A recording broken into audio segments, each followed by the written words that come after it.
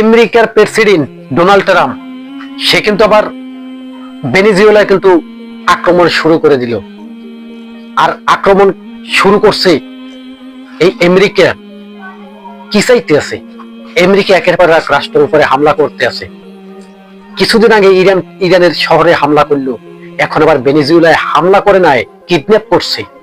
ভেনেজুয়েলার প্রেসিডেন্টকে, মাদুরোকে এবং তার স্ত্রীকে রাতের 2টা বাজে নিয়ে চলে গেছে। আসলে বলুন তো, আমেরিকার বাহিনী গভীর রাতে রাতে হামলা করে, যেখানে মানুষ নীরব হয়ে থাকে, ঘুমে থাকে, তখন হামলা করে একের পর এক রাষ্ট্রকে ভয়ঙ্কর রূপ দেখাইছে।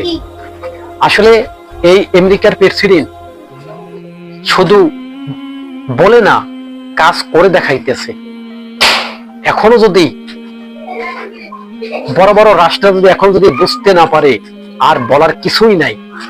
আমেরিকার প্রেসিডেন্ট সে কিন্তু ডোনাল্ড ট্রাম্প নিজেই ঘোষণা দিয়েছে ভেনেজুয়েলায় হামলা করে আবার চলে আসার জন্য। দেখছেন ভেনেজুয়েলার কি বাহিনী কম আছে? তার সামরিক বাহিনী আছে, আধা সামরিক বাহিনী আছে। এত বাহিনী থাকার পরেও ভেনেজুয়েলার প্রেসিডেন্টকে এবং তার স্ত্রীকে রাতের 2টা বাজে নিয়ে চলে গেল। আশ্চর্য! আপনারা কি বসে বসে দেখছেন যে আমেরিকার শক্তি আর কতদিন দেখবেন? এই ভেনেজুয়েলার শহরে এবং ভেনেজুয়েলাকে হামলা করার জন্য আমেরিকার প্রেসিডেন্ট ডোনাল্ড ট্রাম্প কি কারণে ভেনেজুয়েলায় হামলা করছে জানেন?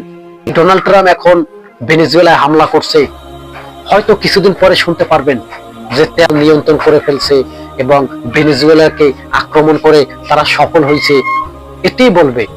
আজকে দেখুন ভেনেজুয়েলার প্রেসিডেন্ট মাদুরো এবং তার স্ত্রী দুজনকে রাতের গভীর রাতে সব মানুষ ঘুমিয়ে রয়েছে, ওই ফাহে থামাদামা হামলা চালিয়ে গ্রেপ্তার করে নিয়ে চলে গেল এবং ঘোষণাও দিয়ে দিয়েছে তার বিচারও হবে।